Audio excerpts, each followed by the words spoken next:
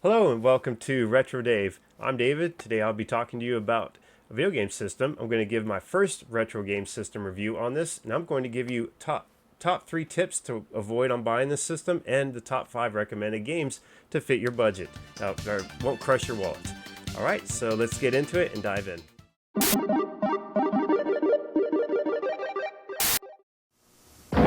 Are you one of us? 16-bit graphics, or one of them, 8-bit? Us, CD game sound. Them, not. Us, them. Us, Turbo Express Portable. Us. Buy Turbo Grafx 16 now and get one of 38 selected games free. Alright, so tip number 1. Which system should you buy? You can generally pick up a used Turbo Grafx 16 depending on the condition, how it was abused or used, depending on who took care of it, how they played it. So the first thing I want to let you know is you're going to look at these, obviously the top sites, these top places that do it, online shops, whatever, through apps and stuff. I want to forewarn you, don't buy the Turbo Grafx 16. Because you're going to lose out on all the fun games. Not all the games are on these Hue cards. A lot of these are on CD-ROM, and now you get to experience another version that we don't got too much in the United States. And I'm talking about the Turbo Duo. Now mine is the Japanese version counterpart called the PC Engine Duo.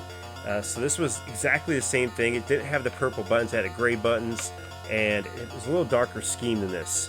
But everything else is, the power switch I think was a little different too, but everything else is pretty much par. And the cool part about buying one of these is that not only can you play Japanese games, but you can also modify it and play, fan-based games? You can play those. You can fan-translated games. And you can mod these pretty, I wouldn't suggest you try and modify these. I would personally look at you getting it already modded and recently done to the point where you can do look for things like a region switch. Like this one has a USA and Japan. You can toggle back and forth. So that way you can play Japanese Hue cards and American turbo chips. And you can also do that with the CD-ROM based system. There was no region lock in this too, so it doesn't matter. You don't really need it if you were just going to do the CD part. Another thing too is the fan-based translated games. It'll read that perfectly. Tip number 2, make sure that the capacitors, I highly recommend the capacitors have been changed out. These things are notorious for after about 10 to 15 years of use, they generally go out. And these capacitors, I think there's roughly about between 24 to 40, I don't know the exact number, I'm not doing the research on it, but it's a headache to do because you have to have good soldering skills and you got to know what you're looking for. And you can buy these kits where they come with that, or you can find a local service provider through the internet that does these repairs that can offer you a good deal on it. And I highly recommend if you buy one of these, make sure it has that. So if you try to check those off your box, region switch, and new capacitors. Now the third tip about this, I want to make sure you understand, is that the CD lens motor, if it hasn't been changed out, it's not really a tough job. It takes a flathead screwdriver, a really small one, like a precision one, and a T10 Torx bit. That's all it does to take this whole thing apart, and you'll see the CD lens motor. And you can get this changed out. You just gotta, Google Turbo Duo CD lens and motor, and that's what it'll come up. And you can get these fairly cheap, and they're brand spanking new. So that's pretty awesome. All right. That goes over my 3 tips, and now I'm going to go over the hardware and accessories. Alright, so the hardware and accessories. So I have the PC Engine Duo. There's an American one called the Turbo Duo. Now this one's going to be a little more pricier, but it's already done for you. There's also the Japanese counterpart, like mine, but they also have a Duo R, which is a different color scheme, and it's got a better system. It's got updated RAM on there, so it's going to make your games a little more smoother for your enjoyment.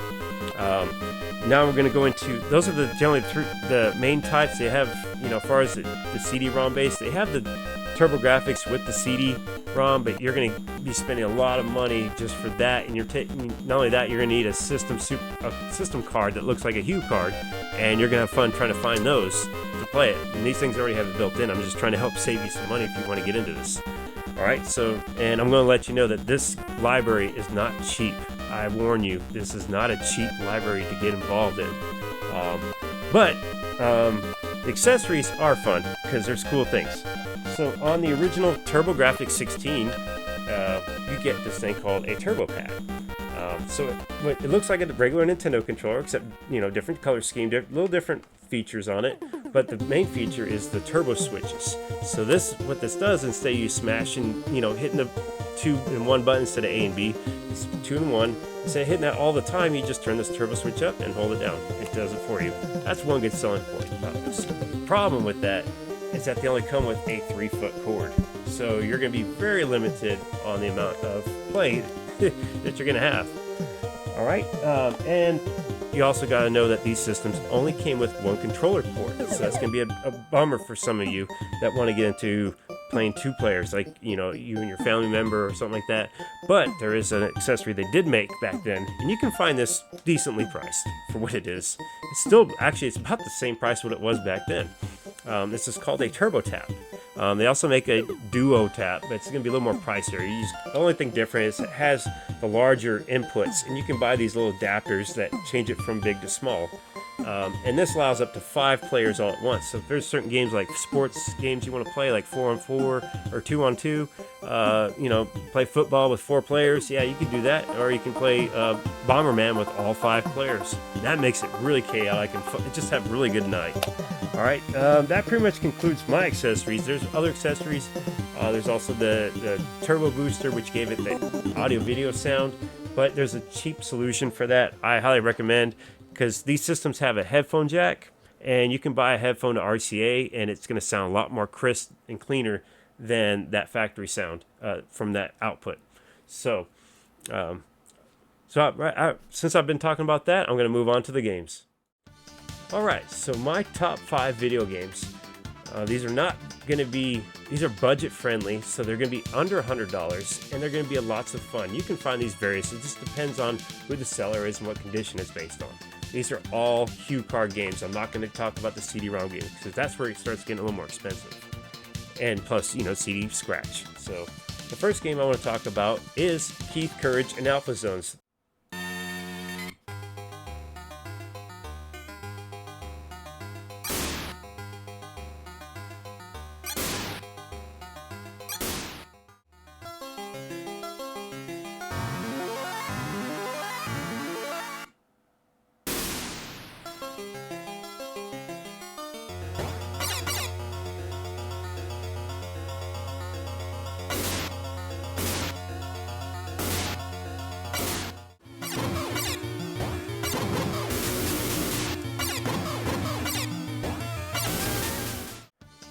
That game was fun. Okay, so this game, it was the packing game, but just good action, good fun. Not really the best game to start off with the system, but it worked. It provided hours of entertainment for me, and there's a cool cheat code you can do on it if you like the music. It was kind of weird to me, but it's really cool at the same time. Okay, the next big hit I want to talk about is Bonk's Revenge.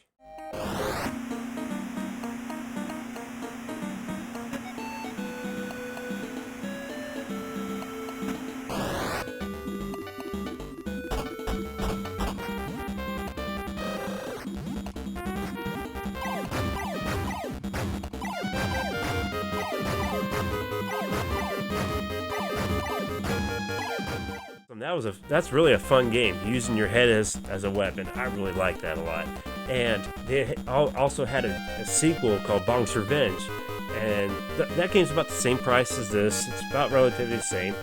And Bonk 3, you don't want to get involved in it because that's really pricey and they're harder to find. I think it's called Super Big Bonk. So I'm going to move on to number 4. That's going to change up the scenario. I'm talking about good old action base. It's based on an arcade, but a lot of people may have not heard, but it's called Ninja Spirit.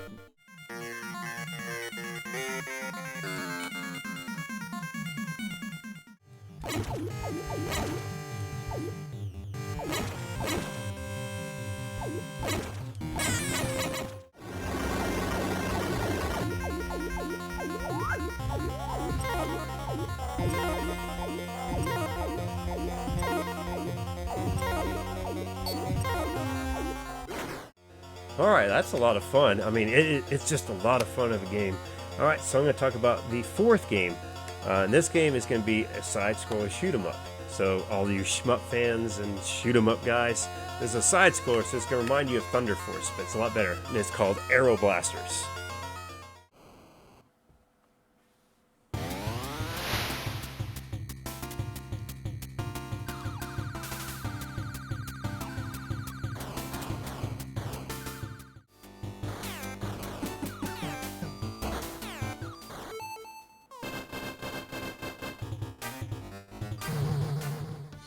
Well, that game's just a lot of fun.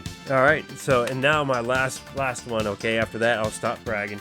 This is one actually complete in box. So these things came like this when they were sold in the store. And this game I'm talking about is Alien Crush. You pinball fans, here you go.